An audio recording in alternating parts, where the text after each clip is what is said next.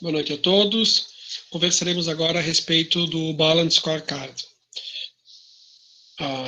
O assunto do Balanced Scorecard, né, ele está justamente atrelado quando a gente vai justamente falar a respeito dos indicadores, só que é importante a gente identificar e verificar que ele está relacionado a uma ideia, né, mais ampla, que é uma ideia do planejamento estratégico. Nós vamos abordar ali a ideia da concepção dele, até a ideia de desenvolvimento do planejamento estratégico, né, o que vem a ser e tudo mais, beleza?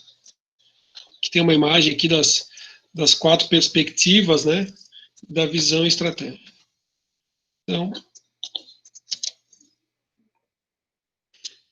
primeiro ponto, assim, já que a gente falou de planejamento estratégico, então só para importante mencionar, planejamento estratégico é uma definição em termos de futuro, do que a entidade vai fazer e como são utilizados estrategicamente os recursos, né?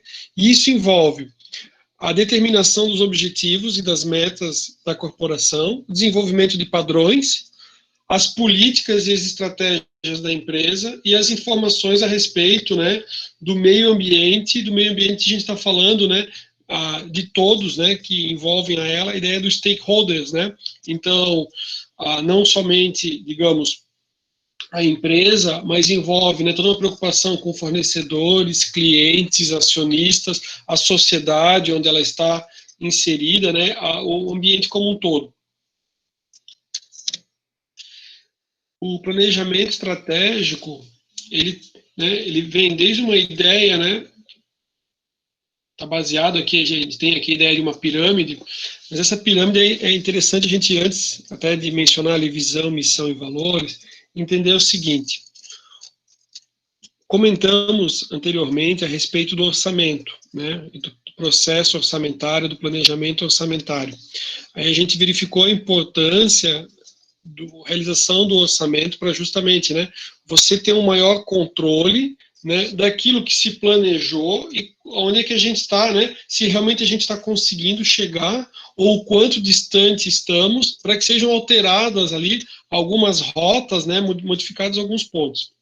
Quando a gente fala em planejamento estratégico, a ideia é a seguinte: a ideia é que, né, a organização ela tem que ter, né, uma visão de aonde ela quer chegar, né? Onde é que ela almeja? Quando a gente falou em orçamento, a gente falou, olha, a empresa vai fazer toda uma projeção de vendas, essa projeção de vendas vai gerar projeção de produção, né? A necessidade de compras, orçamento de estoques. Mas é importante a gente entender assim, ó, em que negócio que a empresa está, qual que realmente é o negócio da empresa, né? E onde é que ela quer chegar. Então, assim, daqui a 5 anos a empresa ela almeja ser, né, a maior ou a líder nacional, líder na América Latina, na América do Sul, né? Ser a maior corporação. Só que é claro que é importante o seguinte, né? Identificar qual que é a razão de ser, qual que é o objetivo da empresa, ou seja, qual que é a missão dela, né, para que daí então você consiga fazer essa visão de longo prazo. Estou não pensando a ideia aqui do triângulo nesse momento, mas é o seguinte: é importante a gente pensar realmente qual que é o negócio da empresa, e isso vai influenciar em tudo. Deixa eu até voltar um slide aqui, para não ficar com o triângulo na cabeça. Para a gente pensar numa ideia como um todo, tá?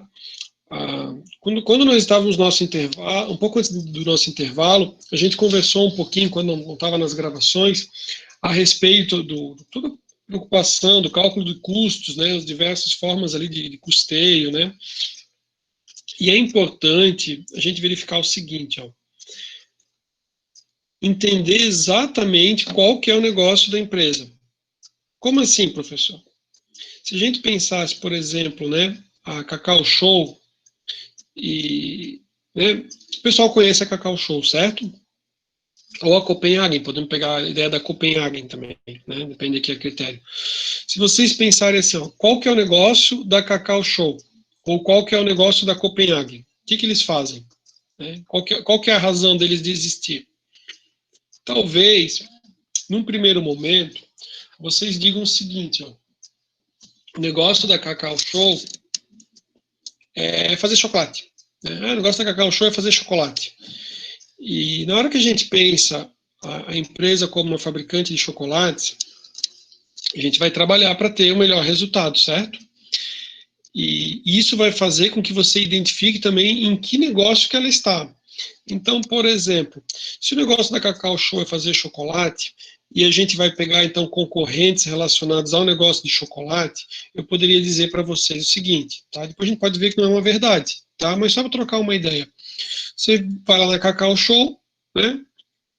E digamos que eu trabalhasse na empresa também, ou que vocês trabalhassem na empresa, e daí vocês viessem para mim e dissessem assim, olha, professor, eu fui no supermercado nesse final de semana e eu vi que nossos concorrentes, eles têm um preço muito mais baixo que o nosso. O nosso preço é muito caro, né? Cada um de vocês que já foi na Cacau Show, né, sabe que, por exemplo, você compra lá uma caixa, não é uma caixinha pequena, é uma caixa grande, né? Aí tem lá 100 e poucas gramas, né? 100 e poucas gramas é o que você tem numa barra de chocolate, correto? Ou 90 gramas é que tem uma barra de chocolate. Uma barra de chocolate da Nestlé, da Garoto, da Lacta, custa quanto? Né? Em torno de uns R$5. Né? Aí você vai dizer assim, pô, mas o Cacau Show está vendendo bem mais caro do que R$5. Ah, mas não vem numa caixa. Tá bom, então uma caixa da Lacta, ou da Nestlé, ou da Garoto, está na faixa dos R$10. Né? Estou comentando isso pelo seguinte, lembra que a gente falou sobre os diversos orçamentos, a ideia do planejamento, entender, a gente está falando aqui a ideia da missão, qual que é o negócio da empresa. Aí você identifica assim, ó, o negócio da empresa é fazer chocolate. Se eu pensar que o negócio da empresa é simplesmente fazer chocolate e colocar ela na hora de comercializar, de entender como é que vai ser meu marketing, como é que vai estar direcionado as minhas vendas, é direcionar como simplesmente fabricante de chocolate, e eu falar para a minha organização que o nosso negócio é fazer chocolate, a pessoa que talvez esteja na produção, ele vai dizer assim, ó, para que uma caixa tão grande, aquela caixa enorme, para tão pouquinho chocolate, aqueles chocolates super, assim, super divididos ali, assim, né, como se fosse uma obra de arte, né? Mas para quê, né? Uma caixa grande daquela, né? Outra coisa, para que eu vou fazer um laço bonito, dourado e coisa e tal, fazer uma super embalagem, né? Meu concorrente não gasta dinheiro com isso. Ele faz uma embalagem muito mais simples, né? Eu chego lá, compro uma caixa da Nestlé ou dessas outras concorrentes que eu falei de supermercado lá, você chega lá, é uma caixinha de papelão embrulhado num plástico transparente, R$10, né?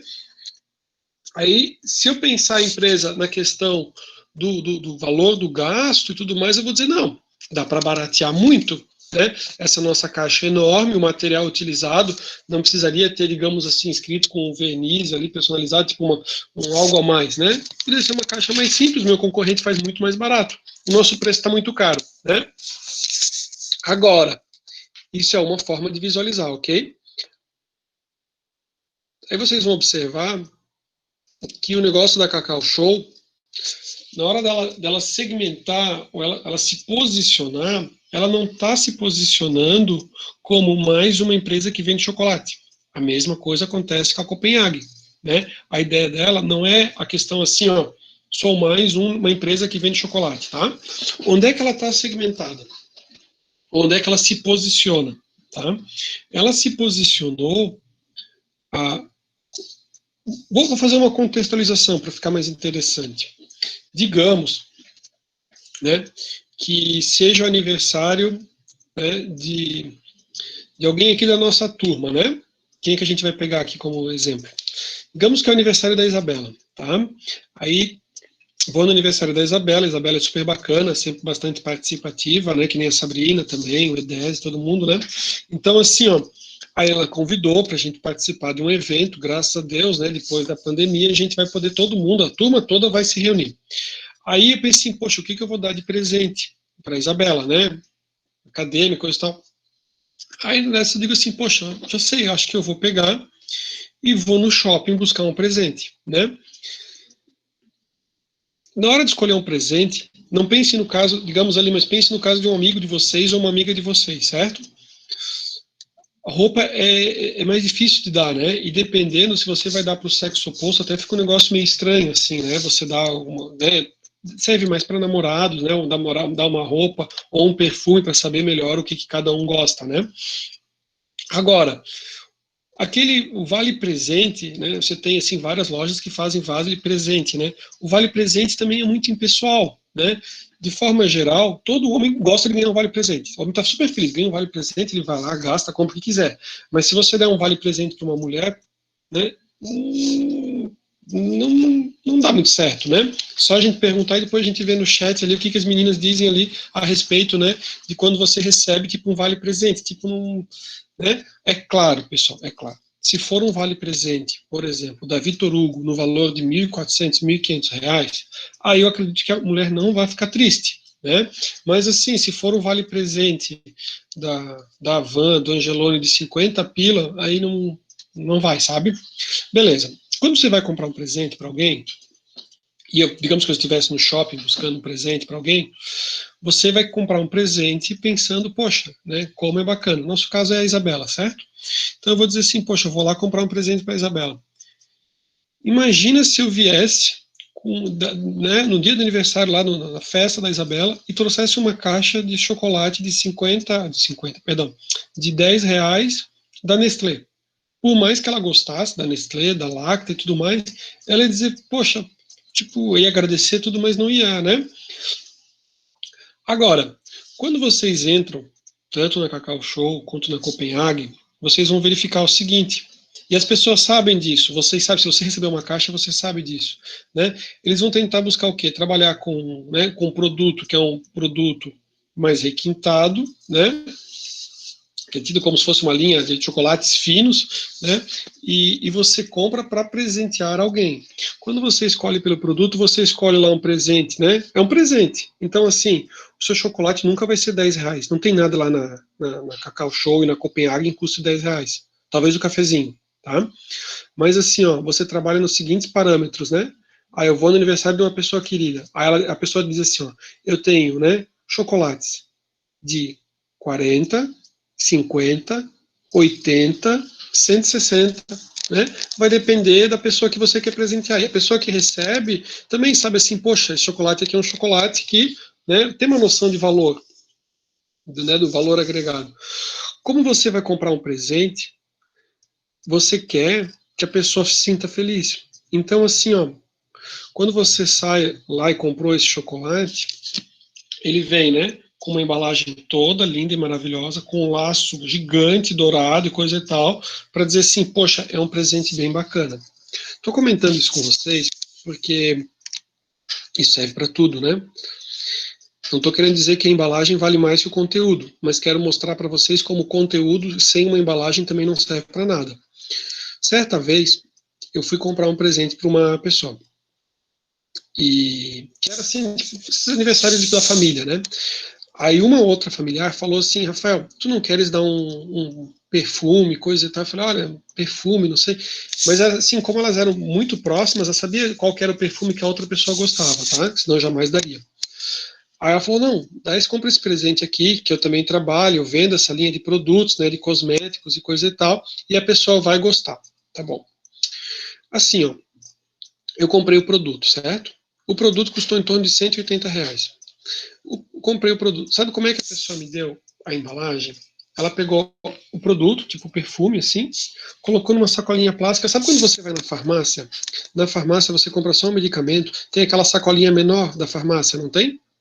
Aí vende por uma sacolinha daquela. Então, assim, ó, eu comprei 180, veio numa sacolinha da farmácia, como se fosse da farmácia, não era da farmácia, né? Mas, tipo assim, ó, não gerou valor pro produto, sabe? Tipo assim, se eu tivesse comprado uma caixa de 10 pila, dava na mesma. A pessoa, quando recebe, assim, eu me senti, eu senti que eu me sentiria envergonhado de dar esse presente para alguém, né? Então, eu acabei eu mesmo fazendo uma nova embalagem para o produto, tá? Antes de entregar. Isso faz com que, às vezes as pessoas não percebem, mas isso faz com que, às vezes, eu deixe de comprar um produto, porque o mercado é o presente. A empresa ela tem que se posicionar no mercado que é, digamos, o correto, né? Ou em que linha que ela está segmentando, e até entendendo como é que ela vai crescer, né? E isso envolve toda a ideia dos custos.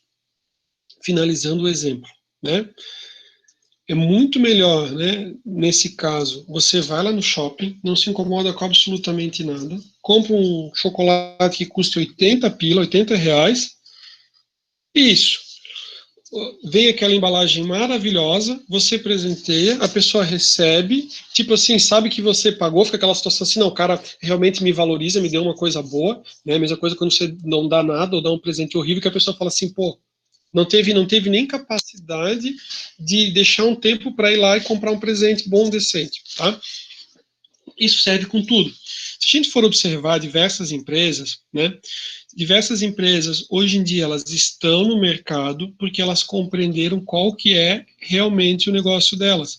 Então, assim, você tem empresas que elas entendem o seguinte, que o negócio delas é a questão do transporte, transporte de pessoas. Pode ser que hoje em dia as pessoas se locomovam com, digamos, né, os automóveis. Pode ser que amanhã a forma de movimentação, de locomoção, seja uma outra forma que seja mais interessante fabricar um outro produto. Então, em vez de ter um carro, você tem um outro veículo que movimenta e tudo mais de uma outra forma. Se o mercado exigir que, a partir de um determinado momento, que é o que a gente tem visto muito, o carro não seja mais movido a combustão, com petróleo, né, gasolina, diesel, e ele se torne um veículo elétrico, você está alinhado com o mercado. Estou fazendo esses comentários pelo seguinte, voltando ali ao nosso triângulozinho de missão. A missão é o porquê você existe e que problema você soluciona para o seu cliente. Então, assim, ó, o que a gente viu é que a Cacau Show, ela não soluciona o problema de quem está morrendo de fome e quer comer chocolate barato, né? A Cacau Show, a razão de ser dela, vocês pesquisem, por favor, né? Ou da Copenhagen e tudo mais, o problema que ela resolve, se a gente for observar, é justamente atender aquele cliente, né, que vai presentear alguém. Se a gente for observar, é claro, aqui a conversa vai longe, também não quero me estender, mas daí você começa a estudar um pouco do que vem a ser o mercado de alto padrão e tudo mais, né? Então você vai observar, por exemplo, assim, ó, é porque eu participei de alguns eventos onde se falava sobre mercado de luxo de alto padrão. E era relacionado ao mercado imobiliário. Mas o mercado de alto padrão, no primeiro momento, se pensou que ia para ser para as classes mais ultra super ricas, tá? Essa é a ideia. Perfume de 400, R$ 1.000 e coisa e tal é para pessoa super rica. Aquele celular de 7.000 é para alguém bem de vida, super rico, né? Só que o que, na verdade, as empresas do altíssimo padrão perceberam, alta costura e tudo mais, é que as pessoas que compram não necessariamente era aquele perfil que eles tinham almejado, né? Se você for ver o alto padrão não faz a propaganda lá naquele outdoor gigante, tá? É para ser para um público específico. Só que, o que acontece? Foi identificado, no começo nem o alto padrão, né, nem as empresas tinham essa noção, que quem acabava comprando, né, era aquelas pessoas para justamente conseguir demonstrar que elas chegaram lá. As pessoas, elas têm necessidade de socialização e uma necessidade, né, de fazer parte, né, de estar junto. Então, o que acontece? Aquele perfume que custa R$ 1.000, ele não foi imaginado para alguém, digamos, foi imaginado para um determinado tipo de cliente, certo?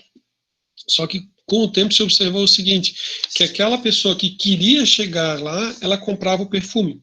Ela parcelava o perfume em 10 vezes, né, ganhava um salário mínimo, um salário mínimo e meio, mas ela tinha o perfume, né? A mesma coisa em relação a bolsas e tudo mais, né? Então você tem bolsas de R$ 7.000, R$ 8.000, as pessoas adquirem para comprar lá.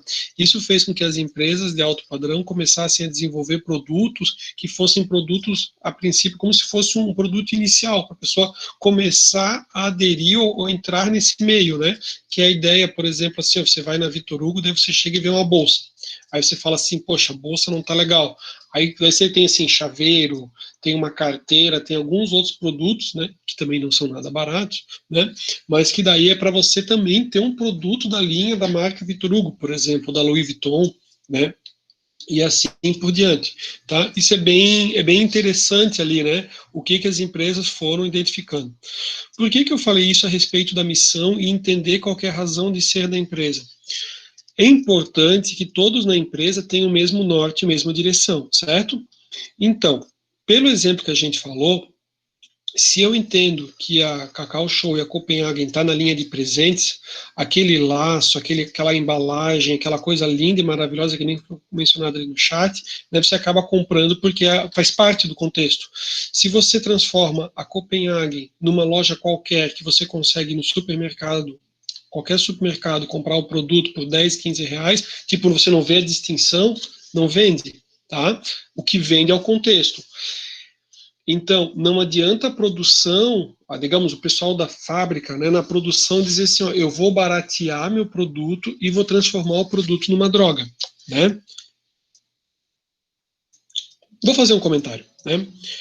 Assim, ó, tem veículos nacionais que, infelizmente, né, o mercado não é trouxa, né? O mercado não conseguiu absorver, né? Então, você tem produtos, você tem lá, né, marcas italianas, alemãs ali, que é tidas como produtos de altíssimo padrão, que daí você vê, assim, o acabamento nos detalhes e tudo mais do carro, e daí você tem a fabricação nacional, e daí eles decidem fazer um carro que eles querem botar com um valor, assim, mais alto, né?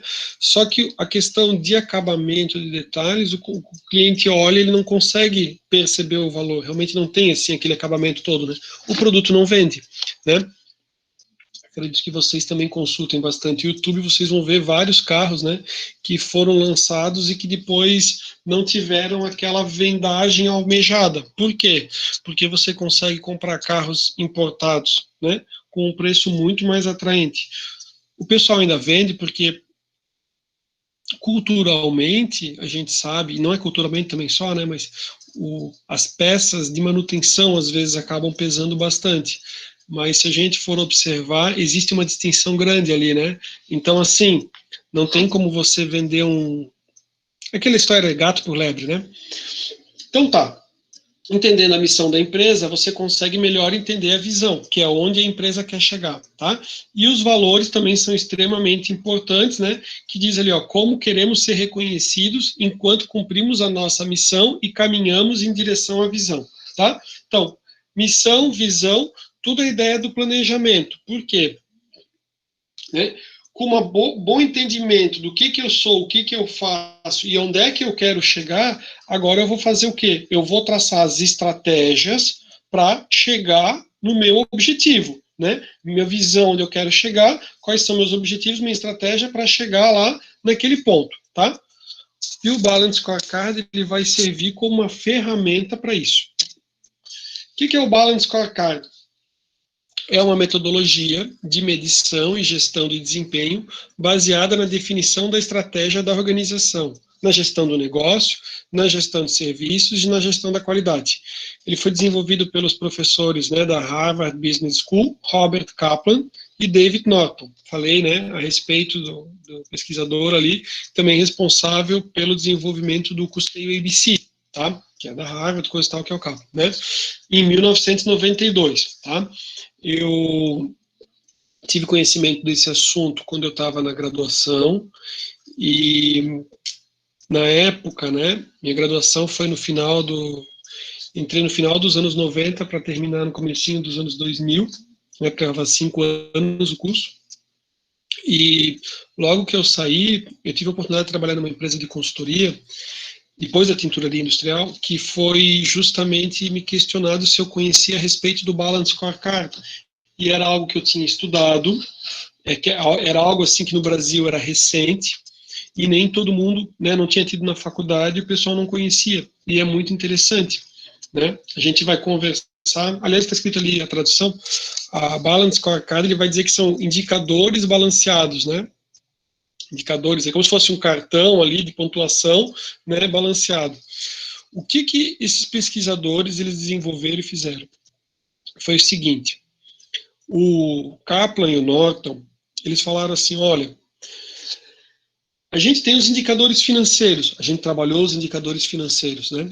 Só que os indicadores financeiros, eles não são suficientes para mim conseguir, né, medir o resultado e identificar se a empresa realmente está chegando onde ela deveria chegar, onde é que ela deve chegar. é necessário que a gente tenha outros indicadores, uma outra forma de medir o resultado, né, e que envolva outros pontos. Então, assim, ó, qual foi os indicadores financeiros são importantes? É claro, são muito importantes.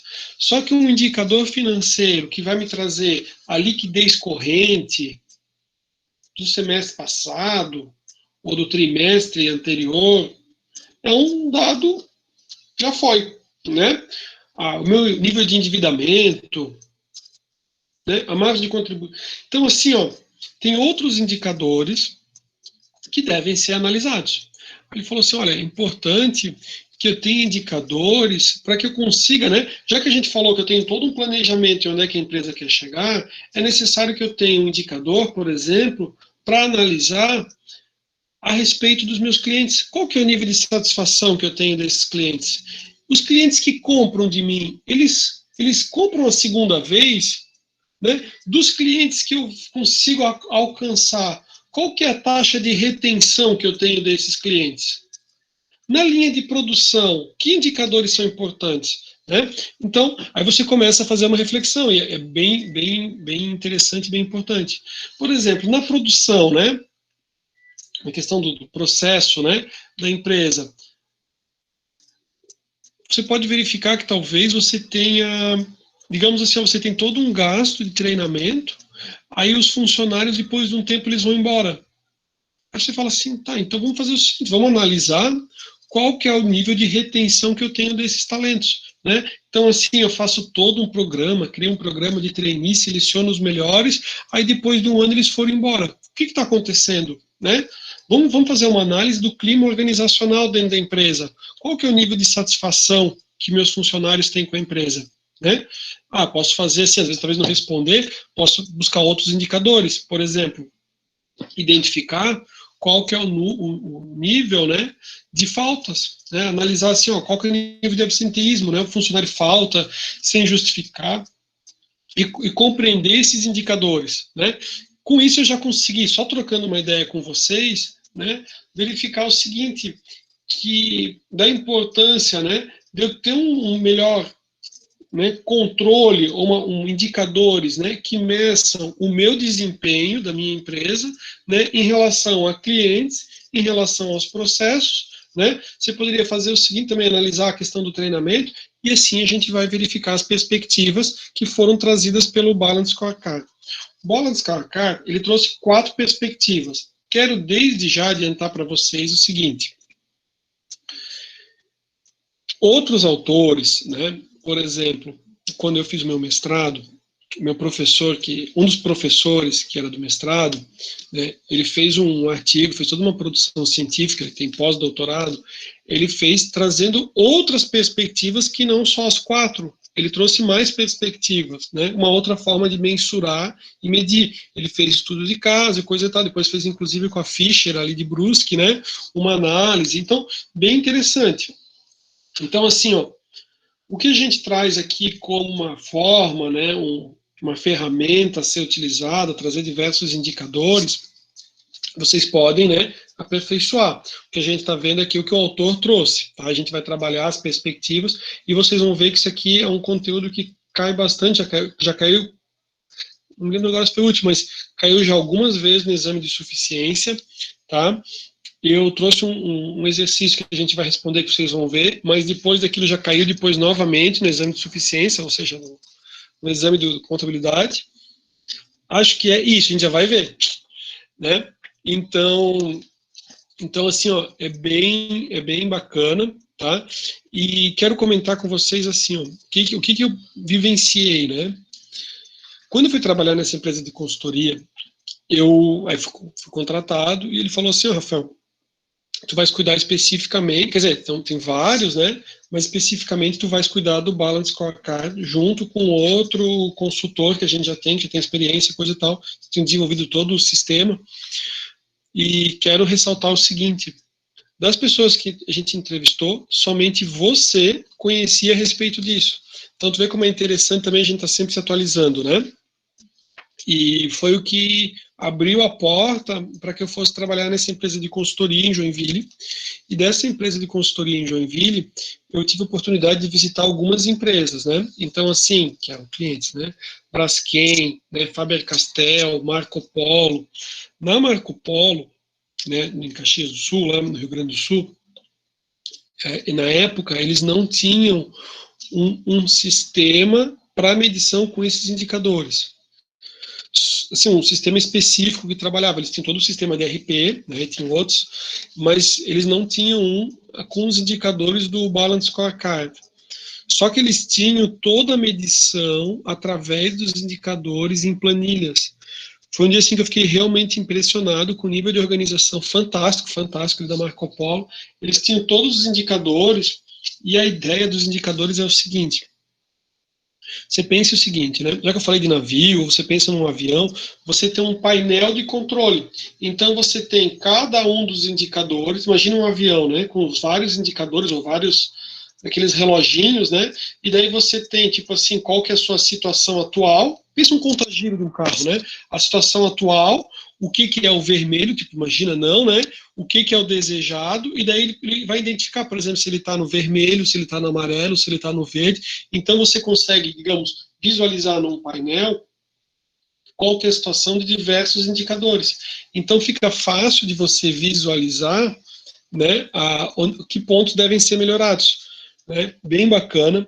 Eu vou disponibilizar, hoje eu não vou conseguir, mas eu vou disponibilizar para a aula que vem, o link de um vídeo, ou quem sabe eu subo o vídeo a respeito, né, de softwares, e eles comentando da gestão por indicadores, utilizando como ideia do Balance Scorecard e como é que funciona o sistema. É uma forma da gente conseguir visualizar um sistema já utilizando os indicadores, tá?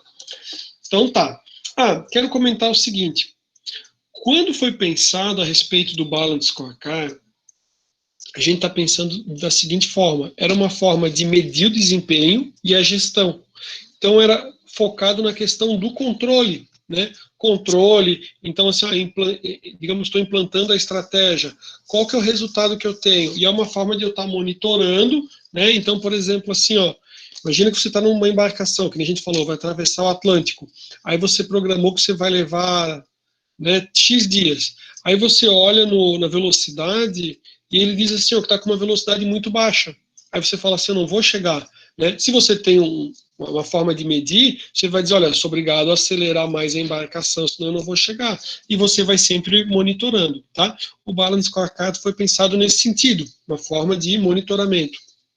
O que foi acontecendo é que a partir do momento que você tem, né, todos esses controles e a forma de medição, isso foi utilizado não só na implantação, tipo assim, controle, medição de uma estratégia na implementação, como a ferramenta foi ganhando força e ela é tida, inclusive, para, digamos assim, ó, para o desenvolvimento e formulação de novas estratégias. Né? A partir do momento que você consegue medir, mensurar e ter todos os resultados, você consegue, inclusive, né, aprimorar ainda mais. Então, acabou ganhando uma relevância ainda maior no planejamento, tá?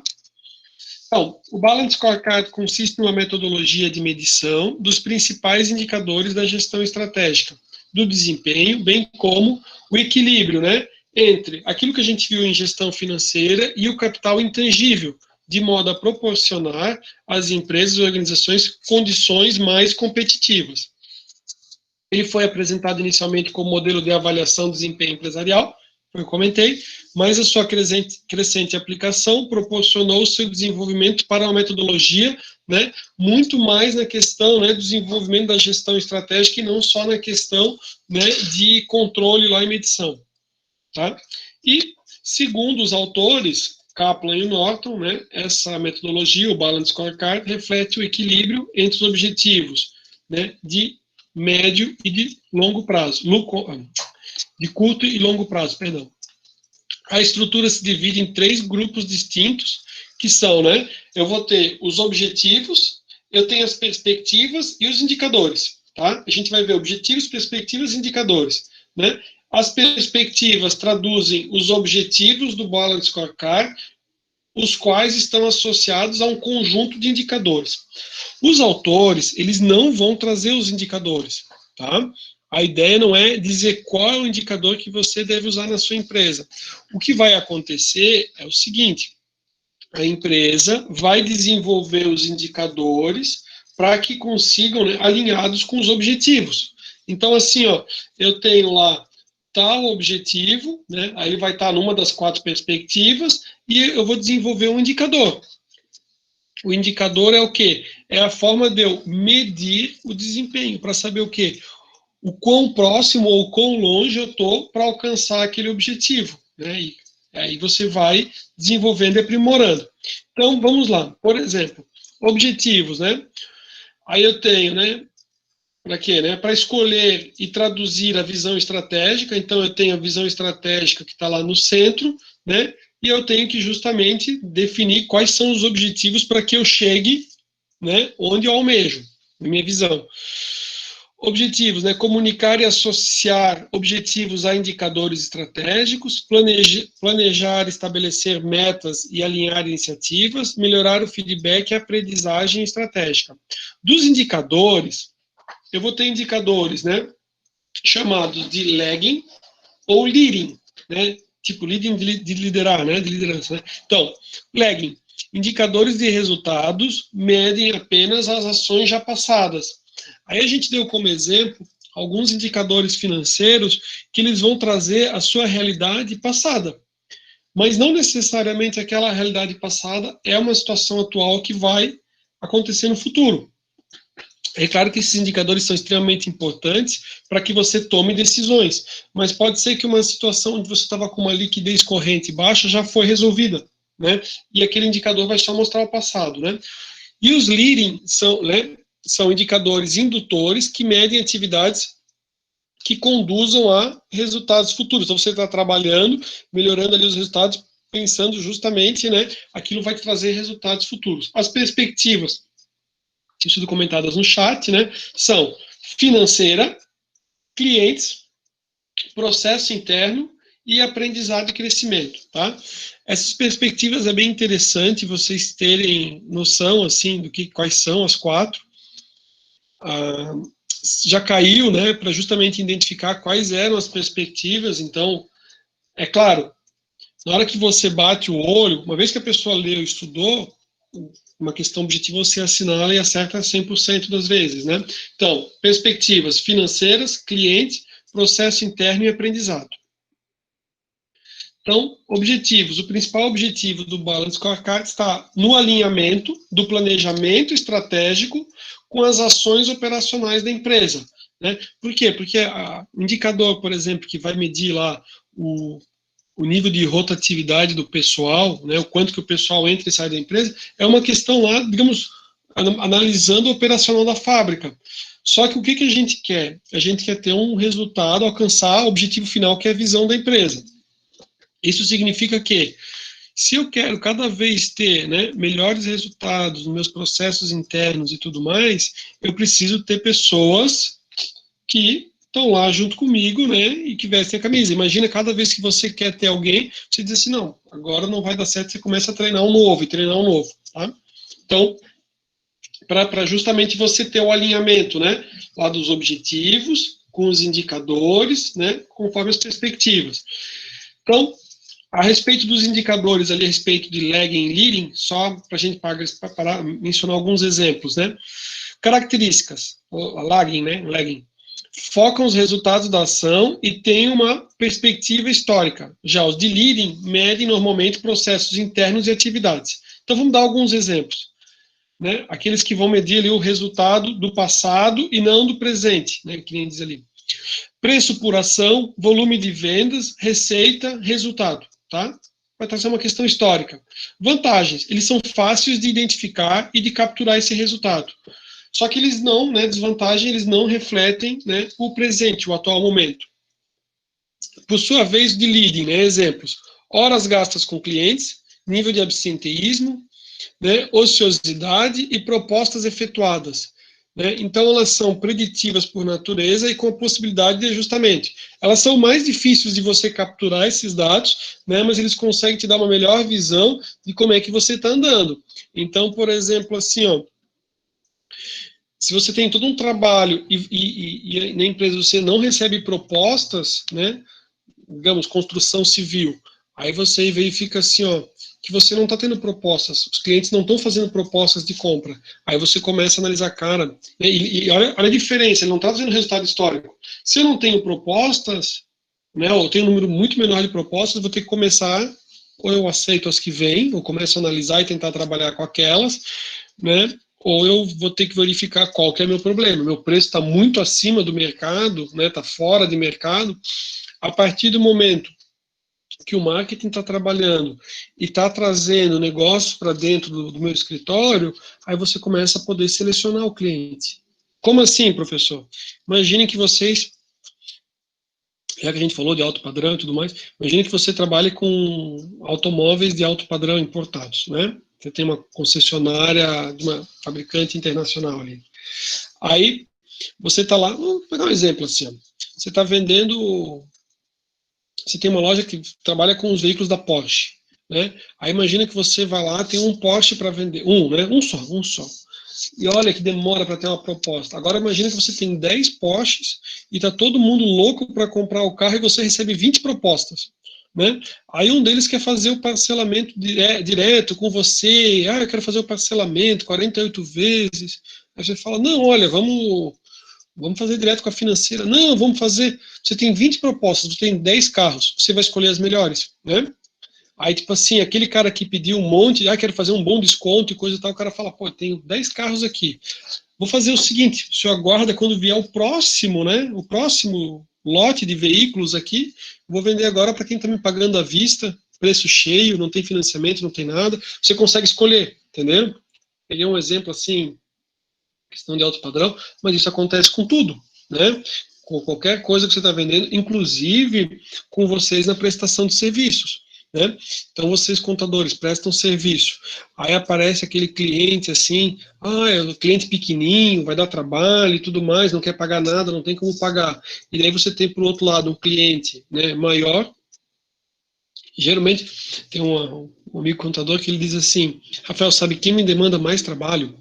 Aí a lógica seria, o maior vai demandar mais trabalho. Aí ele diz assim, não, os que menos me pagam. Os que menos me pagam, que mais chora, que quer fazer, que o negócio é pequenininho, na hora de pagar ele não tem condições, mas na hora de exigir, toda vez ele liga que ele tem uma dúvida, um questionamento, alguma coisa a mais. Agora, os clientes grandes que eu tenho, como eles já têm um conhecimento maior, eles, tipo assim, é um negócio que flui, que é uma perfeição, né? A partir do momento que você começa a ter bastante clientes, você seleciona mais, tá?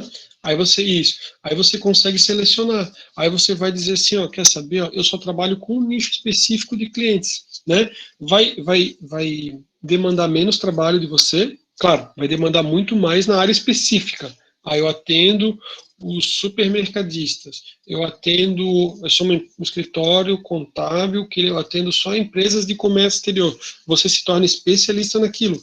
Só que em compensação, claro, vai demandar estudo específico nessa área, mas em compensação, você não fica estudando sobre um negócio que não tem nada a ver com o seu negócio, porque um cliente perguntou, não, sabe assim? Para daí pagar, digamos, eu posso pagar no máximo um salário mínimo, estou apertado, o cara chora, né? Então, assim, beleza, né? Entendemos, né? Brincadeira. Ok, vimos a diferença entre indicadores de lagging e leading. As perspectivas, que nem a gente falou, até para focar de novo, né, novamente, financeira, clientes, processos internos, aprendizado e crescimento. Então a gente vai falar sobre cada uma delas e eu trouxe alguns exemplos. Lembrando que os indicadores são sugestões ali pelos autores, mas assim, ó, os indicadores quem vai desenvolver é vocês. Vocês vão ver que em questões de concurso público, cai inclusive, né, para que vocês digam ali qual que seria o indicador adequado para a situação, tá? Então, aqui as perspectivas, né? Então, eu tenho até alguns questionamentos ali, né, pensando, e tá tudo interligado, na verdade, né? Então, assim, ó, para termos sucesso, que resultados financeiros devemos demonstrar aos nossos acionistas? Perdão. Para atingir a nossa visão, como devemos ser percebidos pelos nossos clientes, né? São algumas indagações e questionamentos para que justamente assim, ó, como é que eu tenho que ser percebido ou visto pelo meu cliente? O que vai fazer com que eu passe a confiança e a credibilidade, né, que faça com que ele contrate meu serviço e que ele não tente barganhar, né, com que eu não seja visto como mais um no mercado, tá? Isso é extremamente importante. Por quê? Se a gente falou que aqui tem as perspectivas, você vai tentar de alguma forma mensurar, né, o que é necessário para que você consiga estar lá, ou se manter lá, né, ou chegar lá, né. Então é bem interessante, tá? Não sei se foi a turma de vocês. Enfim, ia contar um caso que a pessoa me comentou e que às vezes não é uma questão de valor, né? A pessoa pode até te oferecer o preço mais baixo, só que se você não sentir que ele vai lhe dar o resultado almejado, não vai ter o fechamento, né? E, e talvez a pessoa que acabe não fechando, ele pensa que ele não fechou por causa de valor, só que o preço dele já era mais barato, né? Então, assim, com tudo, né? Você está numa situação onde você demanda um serviço jurídico. Aí pergunto para vocês, né? Teve recentemente uma situação, né? A pessoa teve um problema ali que envolve um processo penal, né? A pessoa nem imaginava, quando foi ver, foi denunciado pelo Ministério Público, está sofrendo um processo penal, tá? Então, pergunto para vocês, o que é o ideal? Você prefere pagar bem baratinho e ter um serviço, ou você prefere, cara, na verdade é o seguinte, não é o valor, né? Não estou dizendo que se você falar um valor absurdo, né, o cara vai dizer, não, realmente é impossível. Só que quando a gente fala no direito penal, envolve a vida da pessoa. Então você imagine assim, ó, se você contratar o baratinho e o baratinho fizer bobagem, né, você vai ficar preso, né, vai ser preso. Então, o que você precisa? Você precisa de alguém que realmente entenda da situação, que saiba e que não faça bobagem. Isso acontece na empresa, né? Você precisa de um contador baratinho, ou você precisa de um contador que saiba o que está fazendo e que depois não apareça assim, ó. Por exemplo, nossa região de Balneário Camboriú tem muitas imobiliárias, né? Então, a imobiliária ela tem a obrigação de encaminhar de MOB, né? Declaração lá da movimentação imobiliária. A construtora também, né? Então, você imagina você contratar um contador que não tem a menor noção, não tem nenhuma empresa na área, né? Nenhuma imobiliária, nenhuma construtora, e ele pegou do nada. Aí ele é o mais baratinho, ele faz por meio salário mínimo, né? Aí depois ele fala assim, ai doutor, eu esqueci de mandar as declarações, agora tem umas multas para pagar. Pergunto para vocês, não é melhor contratar um profissional adequado? Claro. Então assim, o cliente percebe isso, né? E aqui o que a gente está tentando trabalhar é a ideia assim, ó, o que vai fazer com que o cliente perceba, né, você como sendo o caminho alternativo. É claro que tem algumas coisas que as pessoas comentam, né, que é estudado, que os profissionais falam, né, que as pessoas falam assim, olha, eu acredito na venda de produtos com um valor agregado alto, mas desde que esteja a pessoa tem que estar dentro de um ambiente de consumo, né? Então, por exemplo, a ideia é que eles falam sempre do cafezinho, me lembrei do cafezinho, né? Mas tipo assim, quanto é que custa um cafezinho, né? Vai depender do local, situação e tudo mais, né? Você pode chegar a situações onde você tem lá, tipo, em casa, você tem a situação de uma lanchonete, de assim, um lugar mais simples, e até você tem uma situação do Starbucks, né, que daí vai vender o café para você por um valor superior a R$10, né? Então, assim, mas por quê? Porque tem um ambiente de consumo, né? Não adianta você querer fazer às vezes o local está inadequado. Tem casos de franquias que não deram certo no Brasil, franquias internacionais, que a franqueadora depois ela retornou para o Brasil e ela falou assim que infelizmente quando ela veio pela primeira vez ela estava mal orientada, isso na revista Exame, que ela foi mal orientada e ela montou uma franquia numa região muito tipo de subúrbio, né? Então, não estou falando por mal, né? Mas você imagina o seguinte, vamos ver, vamos falar uma região que não é a nossa, né, para não dar problema. Mas assim, ó, imagina que você quer vender para o público lá do Frente Mar, né? E você faz o empreendimento lá no Morro da Favela. Aí você imagina assim, o cara vai chegar com um BMW X6 no Morro da Favela? Se ele for o traficante, sim, né? Eu tinha um conhecido que ele debochava um monte de uma coisa, que a pessoa tinha feito um empreendimento, estava pedindo um valor muito alto. Aí a pessoa falou, ó, só se eu vender essa cobertura para o traficante para soltar foguete, né, para quando chegar a droga, porque, tipo, o preço com a realidade tá completamente fora. A franquia não deu certo justamente por isso, porque ela não era tão conhecida no Brasil e os que conheciam de fora. Só que daí ela estava com um preço que não condizia com o local que ela estava e as pessoas que até podiam conhecer não iam pela localização, porque a localização não era boa. A pessoa, quando foi fazer o estudo, ofertou uma região que o pessoal de fora não sabia e acabou indo, tá? Beleza. Aqui, né? Para atingir a nossa visão, que habilidades precisaremos para mudar ou melhorar, né? Pensando aprendizado, processo. E aqui, para satisfazer os nossos clientes e acionistas, que processo deveremos ter, né? Um desempenho excelente, tá? São alguns questionamentos, é uma forma de você desenvolver indicadores, né? Para alcançar, então, né? E realizar lá a sua estratégia. Opa, desculpa. Então, assim, ó, trazendo agora, né? Objetivo, o indicador e uma meta, né? De cada uma das perspectivas. Eu tirei aqui? Tirei. Ó, então, por exemplo, a empresa ela quer conquistar o mercado planejado, esse é o objetivo, o mercado X. Então, o que eles querem, né? Indicador, melhora no faturamento. Só que é importante a gente mencionar que a empresa só alcança o resultado a partir do momento que ela estabelece uma meta, a partir do momento que ela estabelece um responsável, né? Se é meio que de todo mundo, daí ninguém é dono de nada e as coisas não funcionam, né? Graças a Deus a nossa região aqui é muito boa, né? Mas você tem várias localidades onde tudo que é público, né? O que é público, né? Tipo res pública, né? Que é a coisa do público, é de todos, né? Então república vem de res pública, né? E a ideia do público é que de todos nós. Só que infelizmente, né? Algumas pessoas, se a gente botar, digamos, a ideia dos funcionários, todos os funcionários então são responsáveis. A nossa região é muito boa e funciona. Em outros locais, o que acontece?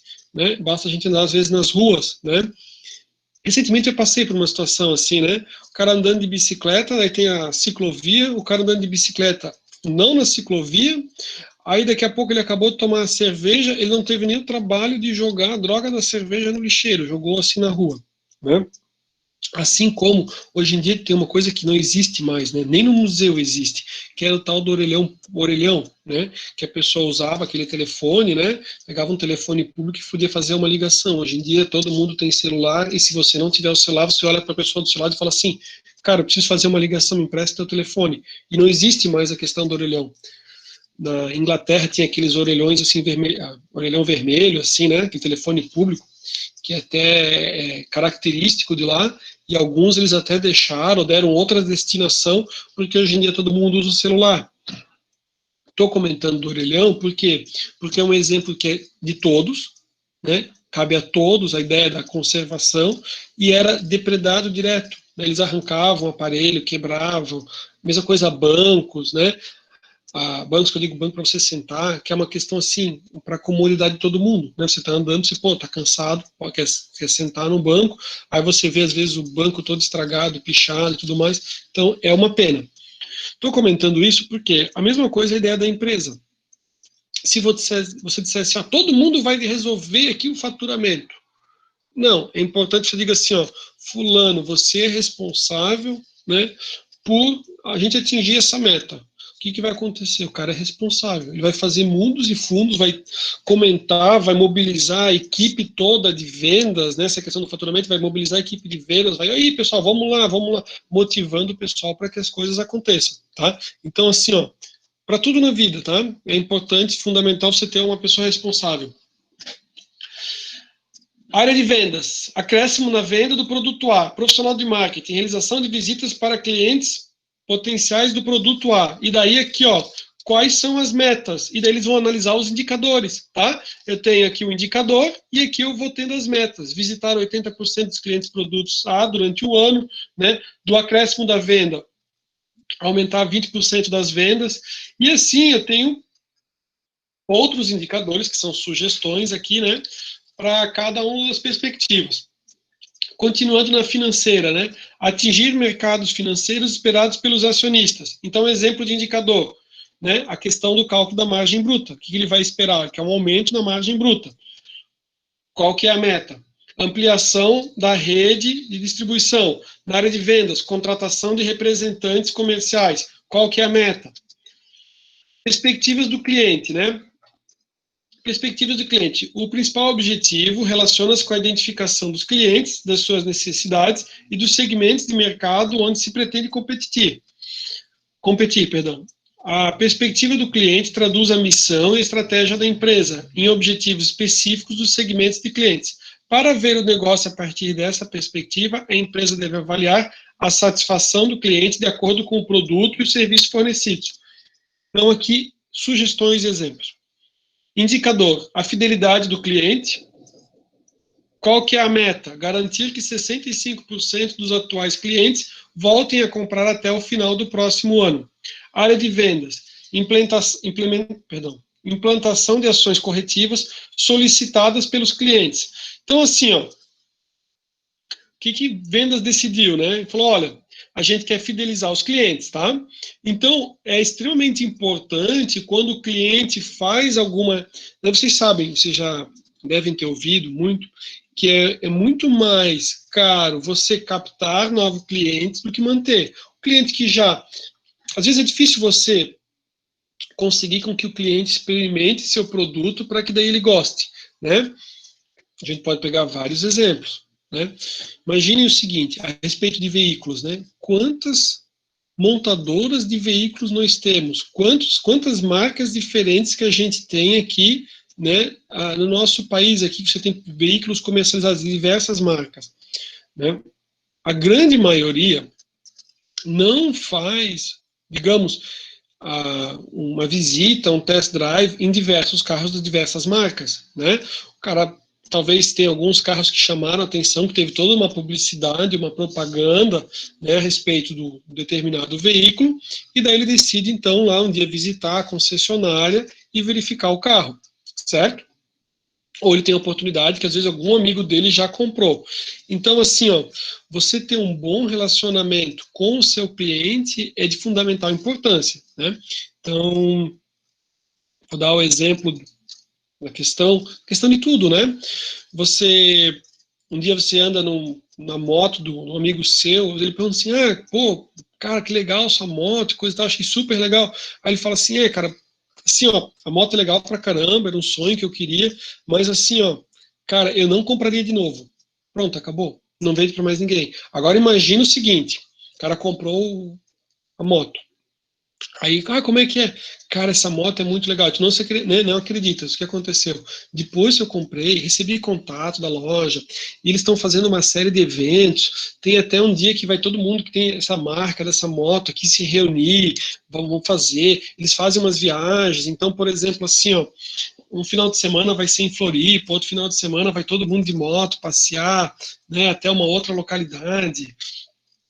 Aí fazem jantares, almoço. Cara, é legal, é legal. Eu tinha uma moto de uma outra marca, mas não tinha nada disso, né? E, cara, meu Deus. Aí imagina, o cara fidelizou, fala para todo mundo da face da terra que aquela marca de moto é a marca mais legal que tem, justifica às vezes até pagar um valor mais alto, né? E está incentivando outras pessoas. Né? Acredito eu que a pessoa não consegue visualizar, não vai visitar, fazer o showroom todas as motos. Na hora que o cara vai escolher, provavelmente ele vai olhar entre algumas marcas. Pode ser que talvez não. Né? Se a gente for observar, fabricantes de carro fazem isso. Por exemplo, quem tem Porsche, quem tem Ferrari e tudo mais, eles fazem diversos eventos, né? E às vezes o questionamento que você pode ter é o seguinte, né? Por que diabos da face da terra vou pagar 400 mil reais para ter um carro que anda super rápido se a estrada é um lixo, né? Que eu ando, né? E tipo, não dá para correr coisa nenhuma, né? E é tudo caro. Aí você descobre, por exemplo, que tem diversos eventos onde você vai ter pessoas com o mesmo nível social que o seu, né, realizados às vezes em autódromos, para o cara se divertir, né? Quem sabe o cara dá uma bucha na lateral do carro lá, sai fora da pista, mas se diverte. Então, assim, ó, é pro cara que chegou lá, realmente, né? Então, assim, o cara fica apaixonado, que tem lá o dia lá do Porsche, dia não sei do que, compra o carro, fala bem para todo mundo, aí digo para vocês assim, ó, aquele cara que não consegue comprar o carro Porsche novo, vai ser um apaixonado, entusiasta, se ele tiver a oportunidade de comprar um outro que está sendo vendido semi-novo, ele vai comprar, e se ele não conseguir, ele compra um mais velhinho ainda, mas também está junto, para poder estar participando, entenderam? É a lógica. Com diversas coisas são feitas isso, né? Então, assim, com barco, né? Existe uma coisa, deixa eu aproveitar e comentar com vocês, então, a gente não vai conseguir fazer o exercício hoje, a respeito de algo chamado dissonância cognitiva. O que acontece? Depois que você faz a aquisição de um produto, quando você não fez a aquisição, você tem a oportunidade, você tem um leque de opções gigantesco. Você pode, né, com dinheiro de uma embarcação de 1,5 milhão, você pode comprar um apartamento, pode comprar uma casa, dependendo, pode comprar até uma empresa, né? Você, sei lá, pode comprar 300 carros com 1,5 milhão, mas você comprou uma embarcação. Antes de você ter comprado, você podia fazer tudo isso. Então você era o cara mais bombástico que existia, porque você tinha diversas opções. A partir do momento que você faz a escolha, a partir do momento que você comprou, passa uma Lamborghini do seu lado, você não tem mais o dinheiro, né, depende da situação de cada um, né, mas você não tem mais o dinheiro para comprar a Lamborghini, né? Antes você passava, você olhava para o lado e dizia assim, podia ter esse carro aqui, né? Tem dinheiro no banco, vou ver o que eu vou comprar, né? Passa uma Ferrari, o cara já não tem mais. Alguém oferece um apartamento, o cara fala, não, acabei de comprar um barco, não tenho agora como comprar, né, um apartamento. Então, assim, ó, antes da pessoa adquirir, ela tem um leque de opções, ela tem uma sensação interna. A partir do momento que ela faz a aquisição, tem algo que é normal e natural com todo mundo, né, que é chamado de dissonância cognitiva, que é justamente aquela situação que o cara fala assim, cara, será que eu fiz um bom negócio? Será que... É normal, né? Vai depender do valor do bem que você adquirir em comparação ao dinheiro que você tem, né? Então, assim, ninguém se questiona a respeito de uma comida que comprou, um chiclete, nada, né? Tipo, dane-se, né? Não faz diferença no seu poder aquisitivo. Agora, quando, por exemplo, se você decidir comprar um curso e o curso custar o equivalente a 5 meses do seu salário, aí você vai dizer, cara, será que esse curso realmente é bom? Por isso que você tem, né, quando é trabalhado e vendido, você tem, né, na hora, antes da compra, toda uma questão de depoimentos para dizer que ele é bom, e depois disso é trabalhado muito forte no pós-venda, e é sabido disso. Por isso que as empresas que trabalham, né, as empresas bem focadas, elas têm um excelente pós-vendas. Por quê? Porque imagina o seguinte, lembra que a gente falou do cara do Porsche ou da Ferrari, ou de uma moto? Aí você fala assim, e o que achou? Porque todo mundo vai ver, né, o cara que tá lá com a moto nova, aí o cara fala assim, cara, não sei se eu fiz um bom negócio. Aí sempre tem aquele amigo que tá com inveja e fala assim, puta, mas comprou essa droga dessa moto, aí gastou uma fortuna, aí o cara fica mais para baixo ainda, entendeu? Aí quando chega uma terceira pessoa, ele fala assim, vou vender a moto, acho que fiz um mau negócio. Então, assim, é trabalhado desde sempre toda a questão do pós-venda. E isso acontece,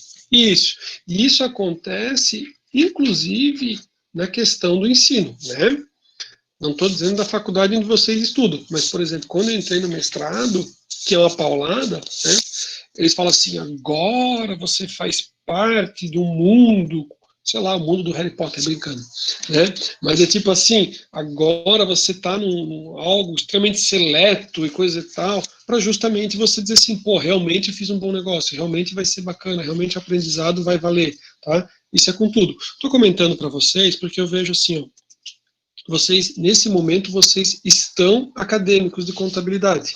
Daqui a pouco tempo, vocês serão, né, vocês já são senhores do destino de vocês, e vocês serão os né, proprietários dos escritórios de contabilidade, de consultoria e tudo mais.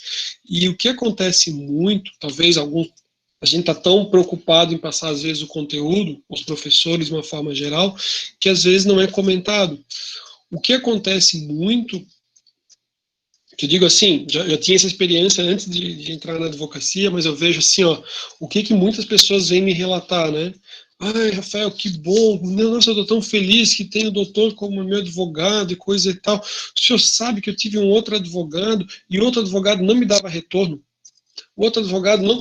Então, o que acontece? O cliente, ele tem a necessidade, né, é importante, dizer assim, ó, né, tipo, ó, eu sou seu contador, tô aqui, é feito um contato.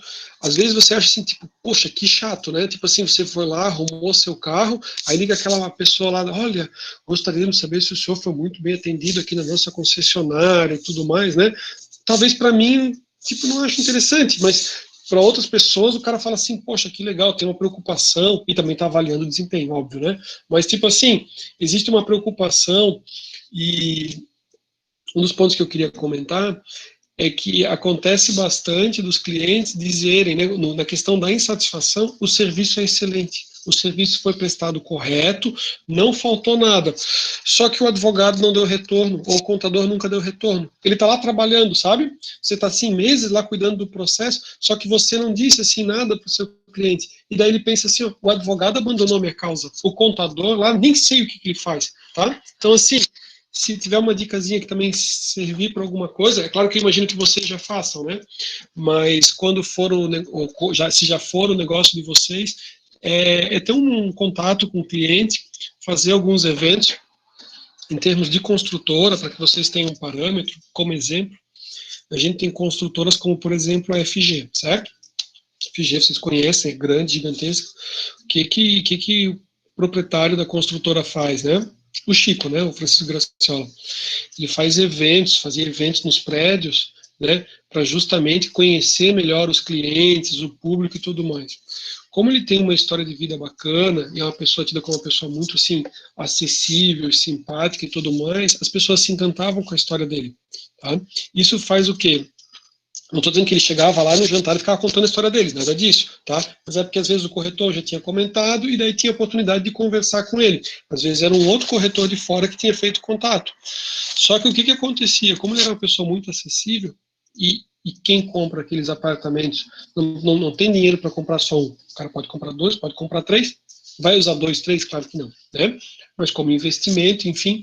Então isso fazia e continua fazendo com que aquele que se tornou cliente para um apartamento de veraneio acabasse comprando o segundo, o terceiro imóvel como uma forma de investimento para depois revender quando tivesse pronto, alguma coisa assim, tá? Então, assim, alguns pontos que são importantes, né, comentando com vocês. Vamos dando continuidade aqui no nosso conteúdo. Então, exemplos de indicadores relacionados a clientes, né? Indicadores aqui também, ó, a respeito de clientes, né? Por exemplo, indicador, vou falar os indicadores, tá? Reclamação de clientes, índice de defeitos, instruções de trabalho, né? E aqui a gente já está, né? Aqui, ó, por exemplo, indicadores, né? Da perspectiva do cliente, mas aqui, ó, voltados aqui no nível da produção, ó. Por quê? Porque o cliente, eu tenho toda a questão do retorno, só que eu consigo ver aqui, ó, relacionado à produção, tá? Profissional da produção, instruções de trabalho, processos internos, exemplos de indicadores, redução de custos dos produtos, tá? Por que eu tive que fazer aquela conversa inicial com vocês para entender qual que é o negócio da empresa? Porque não adianta eu estar aqui, ó, deixa eu botar a mouse aqui, não adianta eu estar aqui e reduzir os meus custos se eu não entender qual que é o meu negócio. Não adianta eu querer ser uma Copenhagen e vender o meu chocolate numa sacola da farmácia, tá? Então, tem um entendimento aqui do que é possível, o que não é possível sem afetar a imagem ou o valor agregado que eu quero passar junto ao meu produto, tá? Na área de compras, redução dos custos com a matéria-prima, em relação à produção, né, ao profissional de engenharia de produção, homologação de novos fornecedores, e daí ele sempre tem as metas, né? Ó, processos internos, indicadores de processos adequados, realização de mapeamento de processos. Em relação ao pessoal da TI, treinamento do software, né? Perspectiva, aprendizado e crescimento, relatórios em percentual, pessoal treinado, aí aqui no nível de TI, tá? Aqui são exemplos, né, de indicadores relacionados a aprendizado e crescimento, como sugestão, né? Então, o objetivo era disponibilizar as informações para toda a empresa. Qual que é o nível aqui da organização, né, os exemplos. E aqui alguns exemplos de indicadores, que nem a gente comentou, cada um vai criar os indicadores conforme o seu negócio, conforme a sua empresa. Cada empresa tem uma missão, uma razão de ser diferente da outra, né, e as empresas querem chegar a caminhos distintos. Você tem empresas que o objetivo, né, as duas podem ser na área têxtil, mas o nicho de mercado é outro, né, o que elas almejam é diferente, né. Indicador relacionado ainda a aprendizado e crescimento, né? Aqui, ó, fixar os profissionais na organização, redução da rotatividade, pessoal enquadrado na matriz salarial do mercado, realização de avaliação de desempenho, né? E aqui exemplos de metas. Aí ele vai desenvolver o mapa estratégico do Balance Scorecard, tá? Esse assunto é bem interessante. Aqui a gente está tentando ver e compreender. Mas o objetivo é justamente depois você ter tudo pronto, né? E os indicadores e ir avaliando qual que é o resultado. O que é o mapa estratégico? É uma sequência de relações de causa e efeito com base na visão, na missão e objetivos estratégicos da empresa, pela definição das 4 perspectivas e da relação causal entre elas, né? A ideia de causa e efeito, tá? Então, olha só. O que nós temos? Eu tenho aqui, ó, as 4 perspectivas: crescimento e aprendizado, interna, clientes e financeiras, tá? Isso aqui vai ser feito tudo para chegar no resultado. Então, assim, ó, se eu aumento a capacitação do meu pessoal lá, né, aumento a capacitação, eles vão ter capacidade, né, de compreender. Imagina, quanto mais capacitado, quanto mais ele entender das coisas, ele vai poder sugerir melhoras nos meus processos e com isso eu vou melhorar nos meus processos. Pessoal capacitado também pode me apresentar sugestão de novos serviços. Novos serviços vão ser criados. Perdão. E quando você tem, né, é a mesma coisa assim, ó, nos escritórios de contabilidade, né, você tem uma capacitação, aí você diz assim, olha, agora quem vai é o Jefferson, né, aí o Jefferson vai fazer um treinamento lá em São Paulo. Quando ele volta cheio de novas ideias, né, um sistema, algo novo, então ele vai trazer tudo isso, né, e vai inclusive, né, buscar talvez, dependendo, implementar novas tecnologias, tá? E isso tudo é uma relação de causa e efeito, porque isso que a gente foi vendo, ó, melhora processos, novos serviços, novas tecnologias, vai aumentar a qualidade do processo. Aumentando a qualidade do processo, você vai diminuir o ciclo de desenvolvimento, né? E aqui, ó, aumenta a capacitação, aumenta a precisão. Se aumenta a precisão, está tudo funcionando, né? Tudo ok, você consegue melhor cumprir prazos. Né? Melhor cumprindo prazo, você tem a maior satisfação do cliente. Aumentando a qualidade do processo, também aumenta a qualidade do produto. E assim vai, tá? Cliente satisfeito, aumenta suas vendas, né? Cliente satisfeito compra mais, retém clientes. Aumentando as vendas, você também, né, e trabalhando outros pontos também, você aumenta a lucratividade. E aqui, ó, em relação a melhorar a produtividade, você reduz custos. Com isso, você tem melhores resultados e você vai alcançar a sua visão. Então, aqui eu tenho as 4 perspectivas. Aqui tem exemplos de indicadores que eu poderia fazer para cada um desses pontos aqui, para a empresa alcançar, né, a sua visão de futuro. Legal? Outro exemplo. Aqui, ó. Promover acesso à informação estratégica, melhorar a produtividade dos empregados. Aí, ó, desenvolver novos produtos, venda cruzada de produtos, rápido tempo de resposta. Aí você vai, ó, melhorando, ó, melhora a confiança dos clientes nos produtos, melhora a satisfação dos clientes pela execução superior, melhora a eficiência, amplia, né, o mix de receitas e eleva o retorno do investimento, tá? São 2 exemplos aqui que eu trouxe para vocês de mapa estratégico, que vocês vão observar, é que os indicadores eles estão interligados, né? se acontecia também com os próprios indicadores financeiros. E aqui você tem um mapa estratégico do Balance Scorecard que a gente consegue visualizar, né? E a relação de causa e efeito. Então, quanto mais eu melhoro os meus processos, mais satisfação eu gero dos meus clientes, clientes satisfeitos também vão me trazer melhores resultados para dentro da empresa. Quanto mais eu capacito meus empregados, dou treinamento e tudo mais, né? Ou quanto melhor eu trabalho ali, desenvolvo novos processos, isso vai fazer também com que depois no meu resultado financeiro ali eu tenha melhor êxito, tá? É uma relação de causa e efeito, né? E a causa vai ter suas consequências, tá? E aqui um outro exemplo também, na mesma ideia, ó, pessoas de inovação, processo interno, clientes e financeira, né? Para tudo isso, para melhorar os resultados globais, ou seja, ser a melhor alternativa para os seus clientes no conjunto de atribuições em preço, em prazo e em qualidade, com foco na rentabilidade e na responsabilidade social e ambiental. Senhores, a gente conseguiu conversar a respeito do Balance Scorecard, foi bem bacana, bem interessante, né? Eu trouxe a importância, né, digamos, da utilização dos indicadores, só que antes de mais nada, que nem a gente viu, é importante que isso esteja alinhado e todo esse desenvolvimento dos indicadores, ele está dentro, né, de algo maior, que é o planejamento da organização como um todo, não de um planejamento para aquele momento, mas um planejamento, né, de longo prazo, um planejamento estratégico, de onde é que eu quero chegar, e traçar, né, estratégias, traçar caminhos para que eu lá alcance. Balance Scorecard é uma ferramenta que ela vai servir justamente para essa gestão estratégica, para esse monitoramento, para o desenvolvimento de novas estratégias, e junto com isso foi, né, que é abordado, que vai ser abordado também nos nossos próximos encontros, a respeito do orçamento.